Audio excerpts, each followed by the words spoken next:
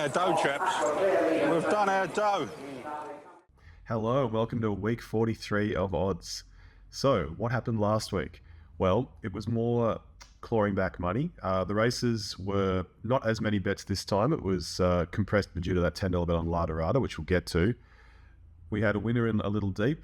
That drifted in the first race. That was good. Prestige Olay was good. Small win. Joyful Fortune we have for the place. That ended up actually winning and paid 27. So huge opportunity for anyone who jumped on, but we only had it for the place, which was still good, $6 back.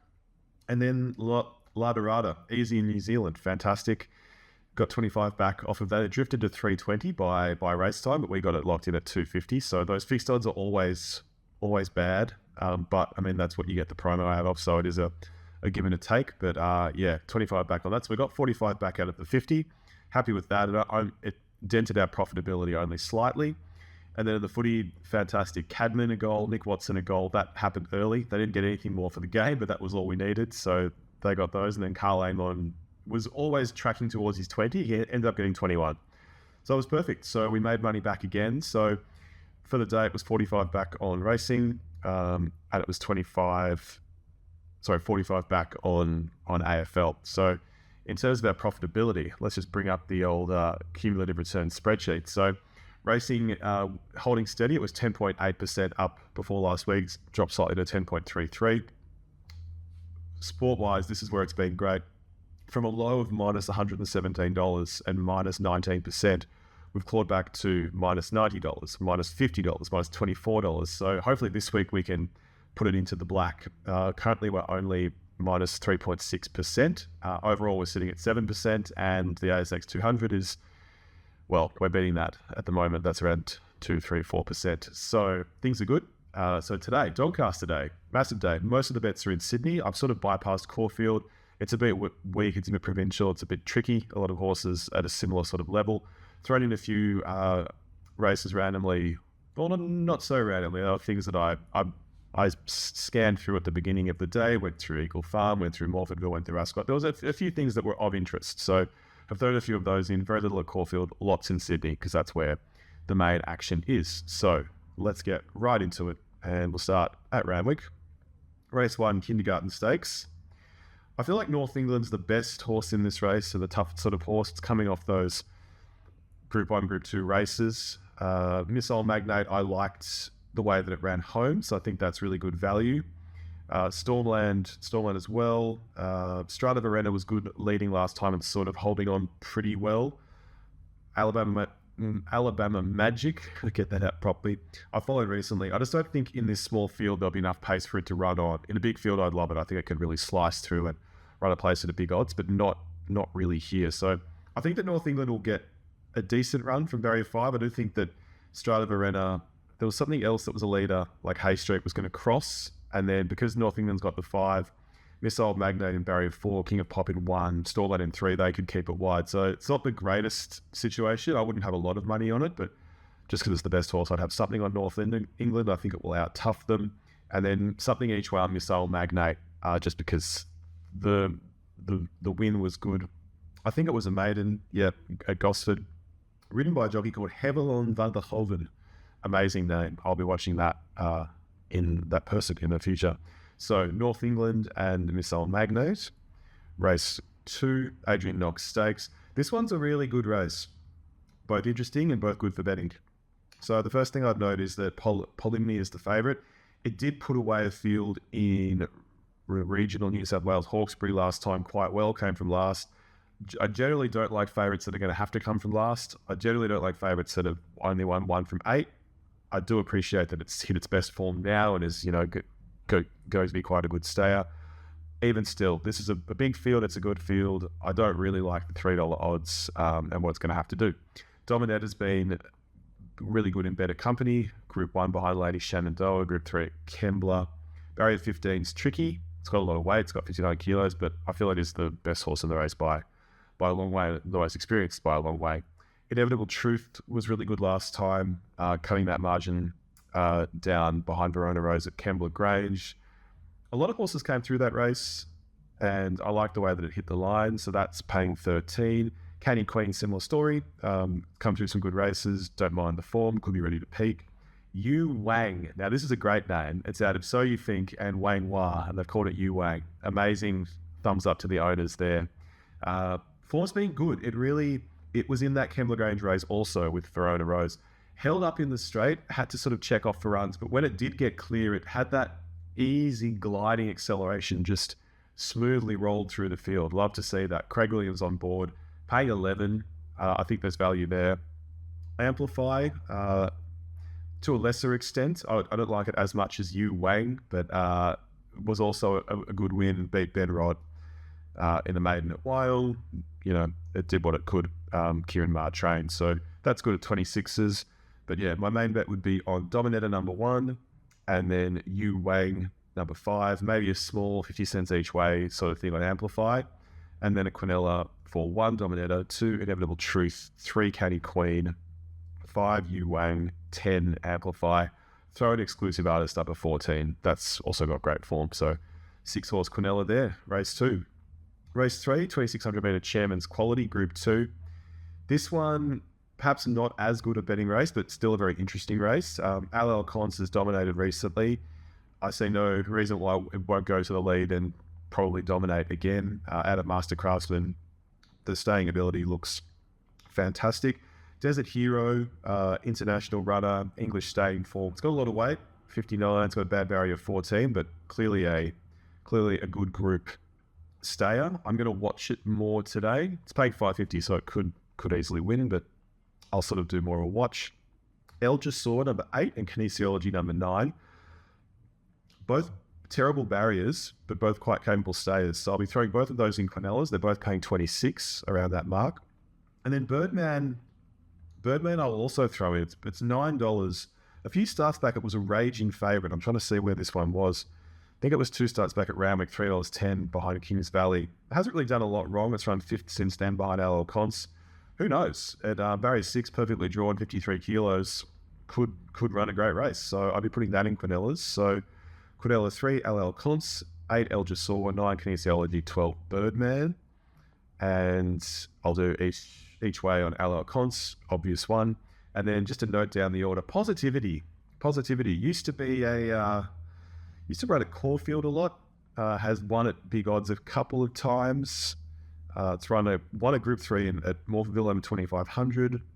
It's beaten Future History at Caulfield. And here it is, sort of out of form, number 20, Melbourne Cup sort of number, barrier 15, paying 50 to 1. So that is just something to keep an eye on. Maybe $1 the place wouldn't go astray. Race 4, Carbine Club Stakes, 1,600 metres, Group 3.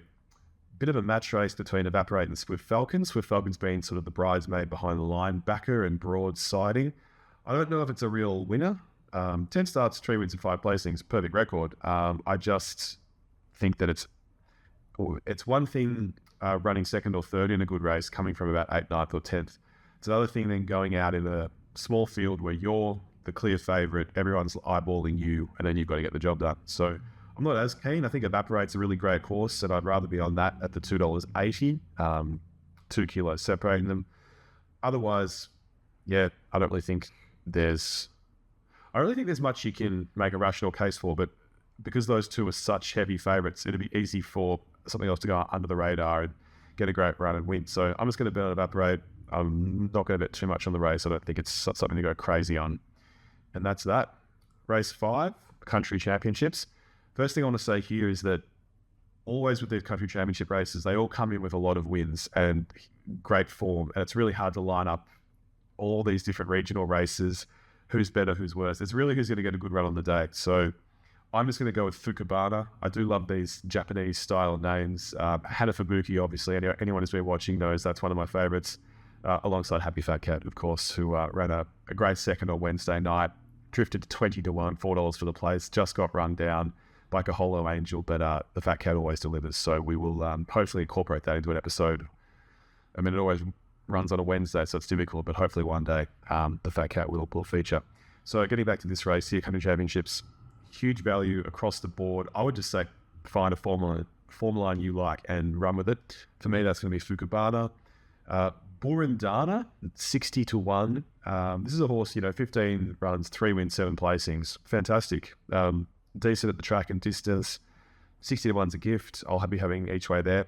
Sunshine, number 15, also 60 to 1. I want to make a point of this is a horse that's won at Rosehill at 12 to 1. Then it's run at Randwick and run last. Then it's run at Nowra and won at 15 to 1. And then it's run at Canberra and run 10th. Only by 3 legs. It's, sat 12th and run home. Markets don't like horses that are that unpredictable, that are going to win and then run last. People just don't know what to make of it. So a horse like that's paying $60. It's won 2 of its last 4, but people just, it's the consistency. Everyone wants consistency. Everyone wants reliability. It's not always there. So anyway, I'll be having something on that. I just think that those horses are great value and offer great potential. And then a Quinella. Anything could come in here, but I'll do one with 7, Know Thyself, 8, Fukabana, 9, Listomania, great form, Barrier 6, 10, Burundana, as mentioned, 60 to 1, Sunshine, as mentioned, 60 to 1, Sunshine's number 13, Burundana's number 10, and then 15, Sass and Cheek, 50 to 1, 19 starts, 4 wins, 6 placings, decent form, decent trials, why not? So that's the Quinella there. Race 6, English Sires, 1400 metres, Group 1. This is a great race and probably more of a watch race. It's just a fascinating duel between Rivellino, who I have underestimated at every point of this campaign, but really good horse. Great 4th in is it Golden Slipper we're looking at? Yep, Golden Slipper. Wodaton, also I just didn't really recognise as a really good horse, but I was definitely sold on that last run. I think also the Golden Slipper, the way that it came from 11th, ran a great second. I think I'm sold as a top liner. So Rivellino worked on Vinrock, hugely impressive at Flemington, probably beat less. The Sydney form just seems better, but I mean, the way that it powered away, it's got barrier 1, it's going to want to lead again. Perfect. And then State Visit ran on well last time. Prestige Forever was a good winner, but I mean, those 3, it's going to be really interesting. So I'm going to do a win bet on each of them, Wodaton and Vinrock. Bonus bets back if they run placings, fantastic. And then I think a trifecta is smart to take those 2 for the win, 2 and 3, and then State Visit for 2nd, Field for 3rd, and then do it the other way, 2 and 3, into Field, into State Visit. I think that State Visit will go under the radar and run a placing at 12 to 1, and that Wodaton or Vinrock will win. But great race to watch. Interested to see where Rivellino sits, where Wodaton sits, what sort of lead Vinrock gets, because there's something in there, Belazane, that's going to cross and probably pressure it a bit. So that is tricky. But yeah, race 6 is done. Race 7, TJ Smith Stakes. Great race. Overpass resuming from another successful Western Australian trip. Jimmy Star, what needs to be said, really, really good horse. Headwall, 2 great Group 1 runs. Now it has to run at weight for age. Paying 26. I think there's still value in there. That horse has taken a big step. Very impressive. Briasa, I didn't think would run as well last time in that Group 1, but it did. Behind Private Harry, ran a close up 4th, so I'm a bit more sold on Briasa. And then you've got all these classic horses from 2024. Sunshine in Paris, Jolie Star, Switzerland, Traffic Warden. I think there's value for Sunshine in Paris and Switzerland. They're both sort of hitting straps at the right time now. Sunshine in Paris is 2nd up. Switzerland's had 2 runs. They're both, Sunshine in Paris is 9, Switzerland's 14. Jolie Star deserves to be favourite at 370. I just would rather go for some value. I think this Sunshine in Paris is the one for me. So I'll do each way there. Lesser each way bets on Switzerland and Traffic Warden. Traffic Warden, $26 is a bit of a gift. It's had a couple of good trials. It was a close-up 5th behind Skybird. Wasn't really a day to make a lot of ground, so I think that run is quite good. And yeah, I'll do a Quinella as well. I'll throw an overpass. So 1, 6, 11, and 12. And I'll throw in Headwall. 1, 4, 6, 11, and 12. And take on Jolly Star. Race 8 is the Doncaster Mile. This one is more of a... I'm so interested to see how Gringotts goes. I didn't think it'd be a Group 1 winner. It is tough horse. Fangirl did have to do a lot of work, so that has to be said. Gringotts just had that beautiful run behind the speed, and then the horse on its outside peeled out, and then Gringotts could just grind to the line. Another Will's done nothing wrong. Bad barrier here, number 15, but it's come through some good trials. It's beaten Mr. Brightside in a Group 1, so that is a huge chance. Tom Kitten, same deal. It's beaten Brightside in a Group 1. Back to Sydney. Also, anyone who's been watching this knows that I'm a sucker for Stephanie Magnetica, and I just feel like the planets will align for this horse sooner or later. It's had a lot of bad luck. It was probably out-sprinted last time. I just couldn't go with some of these top liners. It's drawn really well today, barrier 5. It's only got 54.5 kilos. It's paying 18. I'll be each way on it for sure. This is a tough field, so it's not like it's I'm going to say it's a guaranteed bet or anything, but I think value-wise, there's good reasons there. 9 and 10, Ascot and Moira. These two are both coming out of Del Mar in Southern California, both for the Chris Waller yard, both running in the same race here. Ascot's 80-1, Moira's 17-1. Ascot, career statistics, 13 starts, 7 wins and 4 placings. I think that's well worth getting on at the 80-1 just to see. Kovalika, also talented horse, $26. It's been running in top company. It wasn't far away behind Gringotts, a couple of lengths, so I'll be having something each way on that as well. And then Firestorm just keeps rising to the occasion each time. It's paying $7.50. I'll be watching it closely. I can't believe that Linebacker is favourite here. I know it's got 49 kilos. It's been running really well, but I just wouldn't have thought that would be favourite. So anyway, I'll be avoiding Linebacker. Firestorm I'll be watching, but not backing. Each way on Steffi Magnetica, Moira, Ascot, Kovalika, and then a Quinella. 1 another Will, 3 Tom Kitten, 8 Steffi Magnetica, 9 Ascot, 10 Moira, 13 Kovalika. Big one, but it's a big race. And Sportsbet are doing a bonus bet back. Sorry, not bonus bet back. Cash paid on first or second. So that adds to the attraction for doing an each way bet in this race. Getting on to race 9, there's no more bonus bet backs for second or third here. Australian Derby, really great race. Willie Do It and the Doctor of Love coming out of the New Zealand Derby, first and second place getters. I think their value here, I think that staying form usually stacks up. There's a little bit of give in the ground, maybe not enough for New Zealanders, but there is something there. Got to go all the way down the order to Aliana with 54.5 kilos, barrier 2, $2.50 favourite. Does seem a little short, I have to say, for a horse that's probably going to go back from barrier 2. So that I wouldn't be so much on. Gold Rush Guru, a little bit out of form. Chanoir's been doing everything right, but has to sort of jump up 500 metres in distance here. The way that it won last time over Imperialist, it doesn't look like a problem.